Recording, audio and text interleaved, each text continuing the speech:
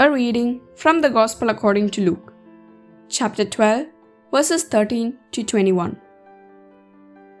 Someone in the crowd said to Jesus, "Teacher, tell my brother to share the inheritance with me."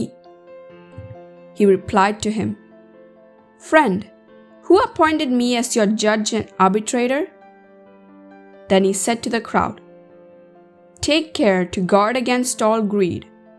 For though one may be rich, one's life does not consist of possessions." Then he told them a parable. There was a rich man whose land produced a bountiful harvest. He asked himself, "What shall I do? For I do not have space to store my harvest." And he said, "This is what I shall do. I shall tear down my barns and build larger ones. There I shall store all my grain and other goods, and I shall say to myself, 'Now as for you, you have so many good things. Store up for many years. Rest, eat, drink, be merry.' But God said to him, 'You fool, this night your life will be demanded from you. And the things you have prepared, to whom will they belong? Thus it will be for the one who stores up treasure for himself, but is not rich in what matters to God."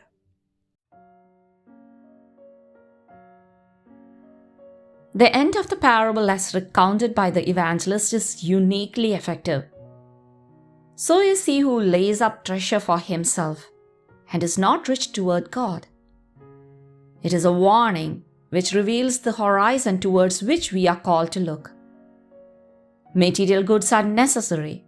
They are goods, but they are a means to live honestly and in sharing with the neediest.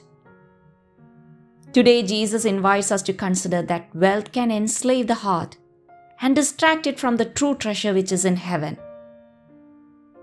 It is understood that this does not mean estranging oneself from reality, but rather seeking the things that have true value: justice, solidarity, welcome, fraternity, peace, all things that make up the true dignity of mankind. It is a case of leading a life that is fulfilled not according to a worldly manner, but rather according to the style of the gospel. To love God with all one's being and love one's neighbor as Jesus loved him, that is, in service and in giving oneself. Love that is understood and lived in the style of the gospel is the source of true happiness, whereas the exaggerated search for material goods and wealth is often a source of anxiety, adversity, abuse of power, war. Many wars begin from covetousness.